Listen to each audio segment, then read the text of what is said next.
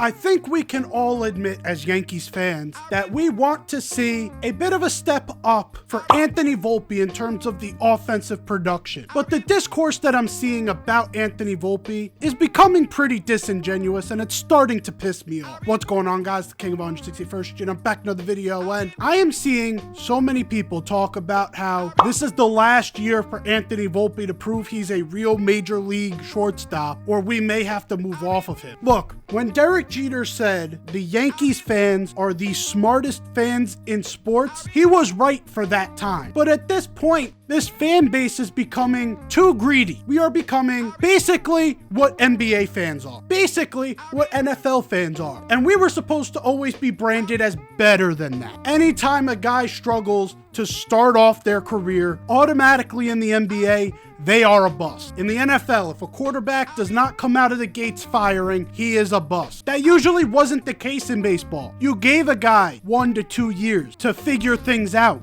And even then, if you look at Anthony Volpe's first 2 seasons, his first season he went 20-20, only the second Yankees rookie ever to do that, and then had a 21-game hit streak in his second season and was a major part of a World Series appearance. But again, we had Derek Jeter, and Anthony Volpe was ranked in the last top 100 prospects he was on, number 8 in all of baseball. So a lot of Yankees fans were expecting immediate impact. And for the most part, he has provided an impact. Not as much as we would have expected offensively, but defensively, he has been otherworldly. His rookie season, he was able to win a Gold Glove. And in his second season, he didn't win a Gold Glove without having the most spectacular offensive season, was still able to put up a 3 WAR. That's how good he is in the field. And his bat's not even as bad as a lot of people seem to make it out to be. Something we can take from the NBA is when a guy is young, first year or second year player, at times you don't want to look at the averages, like field goal percentage, 3-point percentage, because you know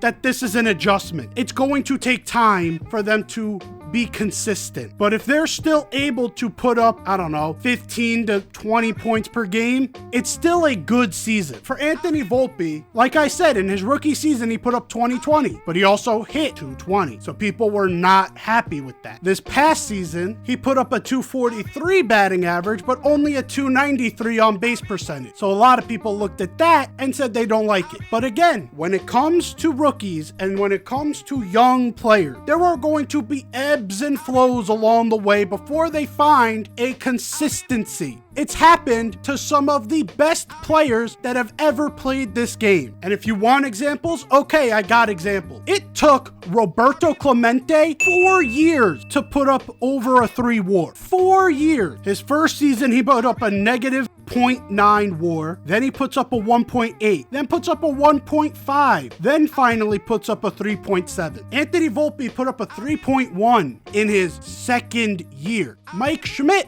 took 3 years before he was able to put up a similar WAR to what Anthony Volpe did. Of course, in Mike Schmidt's third year, it was the highest WAR of his career at 9.4. But there are legends that have started out slow, and they have become Hall of Famers, some of the best players to ever play this game. Am I saying Anthony Volpe is going to become one of the best shortstops ever? No. What I'm saying is Yankees fans need to relax when it comes to Anthony Volpe's development, because even if you wanted to compare him to his top 100 class, let's do that real quick. The top 3 players from the last top 100 Anthony Volpe was a part of were Bobby Witt Jr., Gunnar Henderson, and Julio Rodriguez. Obviously, I'm probably putting all 3 of those guys in that order, 1, 2, 3. But after that, it gets interesting. Number 4 was Grayson Rodriguez, and Grayson Rodriguez has not found consistency at the major league level. At least not as much consistency as Volpe started to find last season. Riley Green has become a stud. He probably goes 4. Gabriel Moreno has become a great starting catcher, one of the worst trades that the Toronto Blue Jays could have made. He probably slots in at 5. But now we get to 9 and and 10, where Anthony Volpe was 8. CJ Abrams. Now, some of you might look at CJ Abrams' talent and say CJ Abrams was better. In the same amount of time as Anthony Volpe has come up, CJ Abrams has not put up the same amount of war that Anthony Volpe got last season alone. Anthony Volpe is obviously the better player. And then with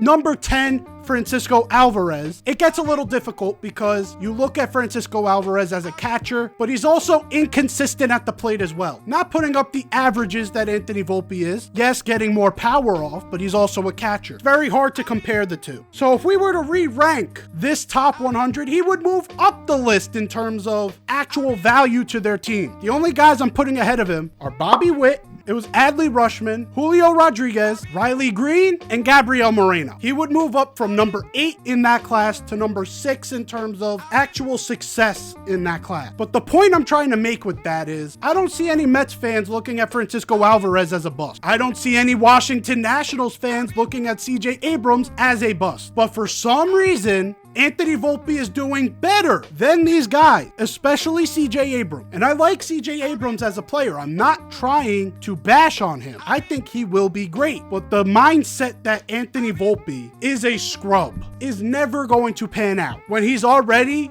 moving up the rank is ridiculous to me. Does there need to be changes to his approach in order to be more successful offensively? Fine, I'll give you that. But let's not act like Anthony Volpe has not provided value to the New York Yankees. Let's not act like Anthony Volpe is not only 23, turning 24 years old. There are not many players in Major League Baseball that make that shift that quickly. We all look at Juan Soto. When he was 19 years old, he was playing in a World Series as the number 1 hitter on that team. But people have to realize that's not normal. What Juan Soto did in his career up to that point is not normal. Aaron Judge did not make it to the major leagues until he was 25, 26 years old. So let's stop acting like Anthony Volpe is not on track for where he is in his career. I'm not saying Anthony Volpe is the perfect player. There are certain things about his game that need to be fixed. And I get it. A lot of people look at the shortstop class that we skipped out on and say Anthony Volpe needs to live up to that. But at the same time, one of those guys is Carlos Correa, who is now injury prone because of a leg injury. Corey Seager has been injury prone in his career, but yes, when he is on the field, he is one of the best hitters in baseball. He's just not on the field often. Anthony Volpe has been somewhat of an Iron Man in his career so far. Am I saying I would take Anthony Volpe over those two? At this point, probably not. But for where he is in his career, he is on the right track.